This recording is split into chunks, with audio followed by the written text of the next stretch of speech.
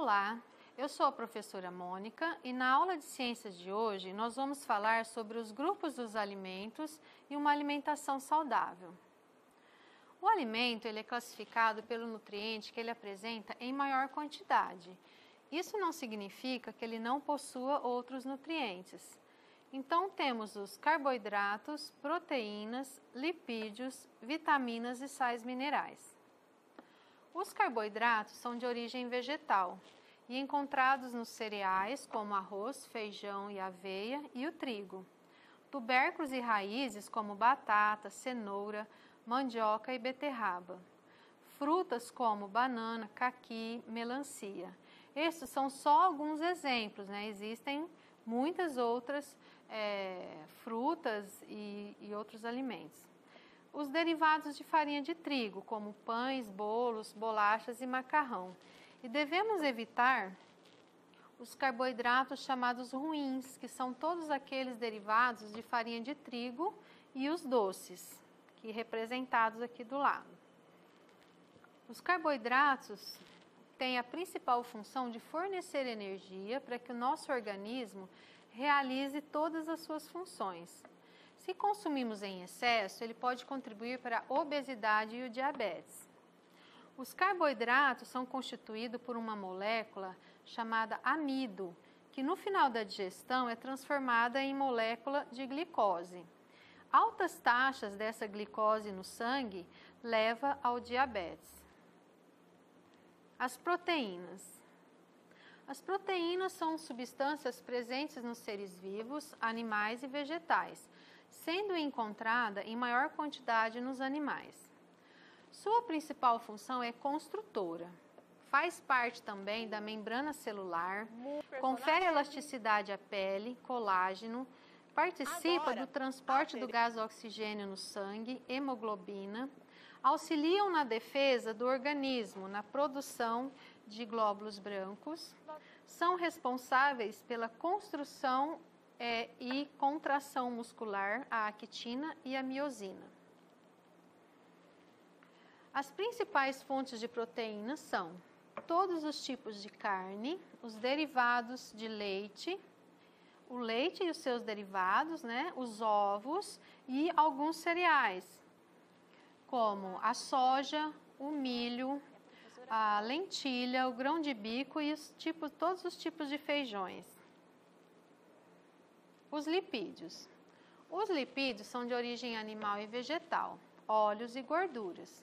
Sua principal função é fornecer energia. Além disso, ele tem grande importância biológica, pois participa das estruturas celulares, são isolantes térmicos e são reservas de energia e também de substâncias usadas na produção de alguns hormônios.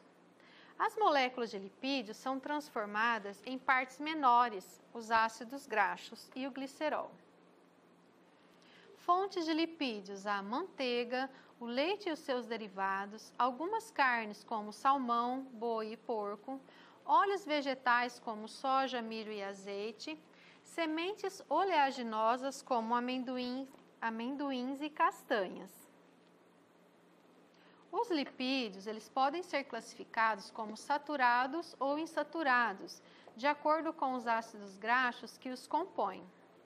Os lipídios insaturados, mono ou poliinsaturados, são capazes de aumentar o colesterol bom, o HDL, e são encontrados em fontes de ômega 6, castanhas e sementes oleaginosas, e fontes de ômega 3, como peixes de água fria e frutos do mar. As gorduras saturadas são encontradas em carnes gordas, no leite e nos seus derivados, e o seu consumo excessivo estão relacionados ao aumento do colesterol ruim, o LDL. Pode causar a arteriosclerose, que é o entupimento das artérias, o diabetes e provocar a inflamação de uma área do cérebro, o hipotálamo, que é responsável pelo controle da fome e da saciedade. A pessoa come e não se sente saciada, então ela come mais, contribuindo aí para a obesidade. Além disso, esse excesso causa um estresse metabólico nas células adiposas, que deixa de ser depositada apenas no tecido adiposo e começa a se depositar em alguns órgãos, como o fígado e o pâncreas, causando a esteatose hepática. Aqui nós temos alguns exemplos das gorduras saturadas, né? E do lado a gordura trans. A gordura trans é uma gordura modificada por um processo químico-industrial, onde os óleos vegetais são transformados em uma gordura sólida, com a adição de hidrogênio. A substância ela é muito utilizada na indústria para melhorar o aspecto, a consistência e a durabilidade dos alimentos. No entanto, ela não é digerida pelo nosso organismo e fica depositada no corpo. Eleva o colesterol ruim, que é o LDL, diminui o colesterol bom, que é o HDL, e contribui para o aumento da obesidade abdominal. Além disso, o processo inflamatório que a gordura gera no organismo contribui para o diabetes e a arteriosclerose. Esses são os alimentos mais comuns, né, que contêm gordura trans. Você vê que são muito bonitos, porque a ideia é melhorar a consistência, a aparência, a durabilidade, mas são alimentos extremamente prejudiciais à nossa saúde. As vitaminas. As vitaminas são substâncias orgânicas relativamente pequenas e são essenciais para o nosso organismo, só que não é capaz de produzir muitas delas, só algumas. Elas participam em pequenas quantidades, mas são fundamentais para o nosso organismo. Seu principal papel é regular os processos químicos. As principais fontes de vitaminas são os alimentos de origem vegetal, mas a gente pode encontrar também em medicamentos e complexos vitamínicos, que só devem ser utilizados com orientação médica, porque tanto a carência como o excesso dela também pode ser prejudicial à saúde. As vitaminas elas são classificadas entre hidrossolúveis, solúveis em água, e lipossolúveis, solúveis em gorduras, dependendo da maneira como ela consegue ser absorvida pelo nosso organismo. Exemplos de hidrossolúveis são vitaminas do complexo B e a vitamina C. E as lipossolúveis são as vitaminas A, D, E e K. Aqui nós temos uma tabela de todas as vitaminas que a gente encontra nos nossos alimentos, a fonte dessas vitaminas e algumas das suas vantagens. Existem muitas outras além das que já estão aqui. Só um exemplo de uma ou duas, porque essa tabela ela é uma tabela de consulta. Você pode encontrar no seu material didático em vários lugares de fácil acesso. Aqui nós temos a vitamina A, encontrada na cenoura, no fígado, nos ovos e nos derivados do leite. As suas vantagens, ela evita a cegueira noturna, é importante para o crescimento normal das crianças e essencial para a pele saudável, unha e cabelo. A vitamina C, aqui embaixo. A vitamina C é encontrada em frutas cítricas, todas as frutas que têm pigmentos coloridos, né? Como acerola, kiwi, tudo que é bem colorido. Morangos e legumes frescos e algumas verduras também. A vitamina C ela é essencial para o funcionamento do sistema de defesa do organismo. Ela também ajuda na absorção do ferro, que vai ser muito útil em outras reações do nosso organismo. Fortalece as células do sistema sanguíneo. A vitamina D ela é encontrada nos peixes, ovos, manteiga e também precisamos do sol para poder absorver aí, confeccionar essa vitamina no nosso corpo, produzir essa vitamina. Ela é encontrada em ovos, né, também no sol e as funções dela, ela está relacionada com fortalecer os dentes, os ossos, evita o raquitismo e ativa a absorção de alguns minerais, como o cálcio e o fósforo.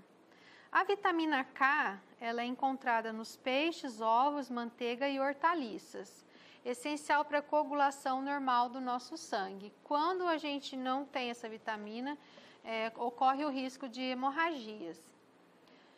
Todas as vitaminas do complexo B elas são encontradas em frutas, verduras e legumes. Aqui nós temos algumas imagens para vocês focarem em como é fácil, né, encontrar todas as vitaminas. Elas estão em vários alimentos ao mesmo tempo. O alimento ele nunca tem uma vitamina só, né, ele tem várias vitaminas. Aqui, como é importante a presença do sol para a gente confeccionar e produzir essa vitamina D. Os sais minerais. Eles são encontrados em pequenas quantidades, mas a sua deficiência causam sérios problemas de saúde. Sua principal função é reguladora e são absorvidos pelo organismo com facilidade, pois suas partículas são muito pequenas. Os principais sais minerais para o corpo humano são o cálcio, que participa da formação dos ossos e dentes, o ferro, que sua falta causa anemia e cansaço, o sódio e o potássio, responsável pela contração muscular e a transmissão de impulsos nervosos. A água e a fibra não são classificados como os nutrientes, mas são essenciais para o funcionamento do organismo.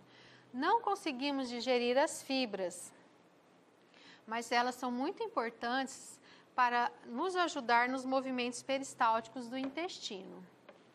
As fibras são encontradas em todos os vegetais, mas em alguns em maior quantidade, como as verduras, o feijão, a aveia, dentre outros.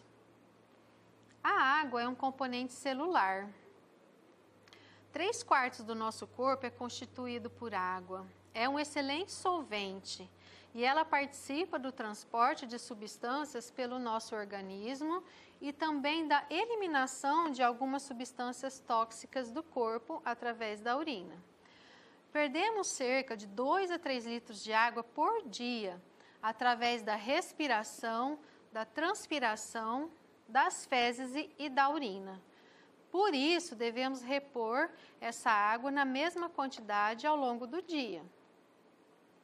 Algumas fontes de fibras. Nós temos aqui uma imagem que corresponde aos 3/4, né? Aqui fica bem visível a quanto de água que a gente tem no nosso corpo. Beber bastante água para repor o gasto diário. A pirâmide alimentar. A pirâmide alimentar é uma proposta eficiente dos nutricionistas e profissionais da saúde para que as pessoas pudessem compreender as escolhas mais saudáveis para sua alimentação. Ela é adaptada para faixas etárias, regiões do mundo e hábitos e ofertas diferentes de alimento. A leitura da pirâmide deve ser feita de baixo para cima. Essa é a pirâmide alimentar. Aqui eles propõem uma ideia de quanto de cada porção de grupos de alimentos que a pessoa deve ingerir em uma refeição. Isso é só uma dieta, né, baseada numa dieta de 2.000 calorias. A gente entende, né, que as dietas, elas não pode ser uma dieta geral para todo mundo, ela tem que ser específica para cada pessoa. Cada um tem uma necessidade diferente, desempenha funções diferentes, realizam atividades físicas diferentes, por isso são de idades diferentes. Então a dieta, além de ela seguir todos esses requisitos de cada grupo, ela também deve seguir as necessidades de cada um. Aqui a pirâmide alimentar em um prato para olhar, né, visualizar de uma maneira mais simples a quantidade de cada grupo que eu devo colocar aí no meu prato durante uma refeição. Ou seja, uma grande parte dele de verduras e legumes, a verde, os carboidratos representando a parte azul, que é o que vai fornecer energia, as proteínas, né, que é a parte construtora de carnes e cereais contendo proteínas, e a parte verde dos legumes e verduras, que seriam os sais minerais, as fibras, as vitaminas e a fruta também, correspondendo a esse critério. Aqui é o nosso prato, né, brasileiro. Esse é um prato simples, né, que o brasileiro costuma utilizar. O feijão, correspondendo à parte aí da proteína vegetal, a carne, a proteína animal, o legume cenoura, fibras, vitaminas e sais minerais, o alface e o tomate também, e a parte energética está no arroz, que é um cereal. Então é isso, pessoal. Eu espero que com essas informações, né, sobre os alimentos, as necessidades diárias, o que não é legal, o que não é bom para a sua saúde, você use essas informações e procure escolher alimentos saudáveis, né? Evite os alimentos prejudiciais à saúde e procure cuidar mais, né, do corpo através da sua alimentação. Na próxima aula, a gente vai falar sobre a digestão dos alimentos. Até mais!